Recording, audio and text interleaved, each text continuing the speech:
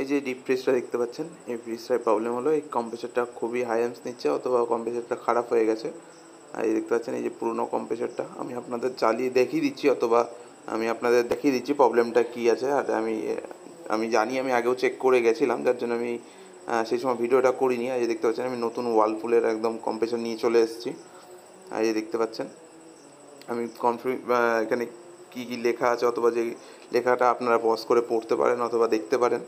আর এই যে দেখতে পাচ্ছেন এটা পুরোনো কম্প্রেসার, এখনও লাগানো। আমি দেখিয়ে দিচ্ছি অন করে, দেখুন কতটা হাই অ্যাম্পস নিচ্ছে, মেশিনটা চলছে বা চলছে না সেটা আপনাদের দেখিয়ে দিচ্ছি। এই দেখুন আমি অন করে দিচ্ছি, আর এই দেখতে পাচ্ছেন অন করে দেওয়ার সাথে সাথে কত অ্যাম্পিয়ার নেবে।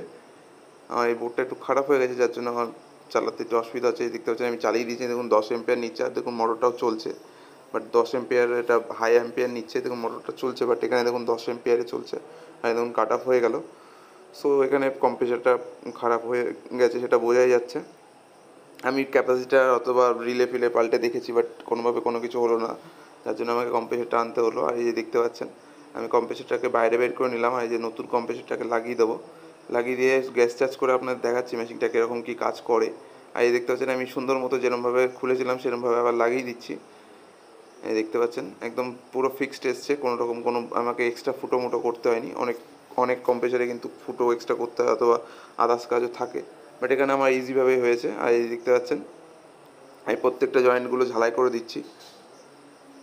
দেখুন আমার সাকশন লাইন বলুন, ডিসচার্জ লাইন বলুন, যেখান থেকে গ্যাস চার্জিং করা হবে সেই গ্যাস চার্জিং লাইন বলুন, সব কিছু আমি একদম সুন্দর মতো ঝালাই করে ভ্যাকুমে বসিয়ে দেবো। আর দেখতে পাচ্ছেন আমার প্রত্যেকটা লাইন ঝালাই করা হয়ে গেছে, আমি ভ্যাকুমে বসিয়ে দিয়েছি। আর দেখতে পাচ্ছেন ভ্যাকুম হচ্ছে। মোটামুটি আমি 0.5 ঘন্টা ভ্যাকুম দেবো, তারপরে আমি মেশিনটাকে গ্যাস চার্জ করবো, তাহলে খুব সুন্দর ঠান্ডাটা পাওয়া যাবে। এই দেখতে পাচ্ছেন 0.5 ঘন্টা হয়ে যাক, তারপর আপনাদের সাথে আবার দেখা করছি। এই দেখতে পাচ্ছেন আমার মেশিনে 0.5 ঘন্টা হয়ে গেছে। এবার আমি গ্যাস চার্জ দিয়ে দিয়েছি, অথবা দিচ্ছি।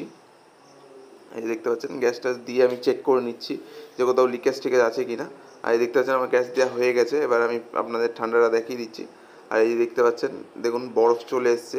মোটামুটি আমি 10 মিনিট মতো চালিয়েছিলাম, বরফ চলে এসছে। So thank you for watching.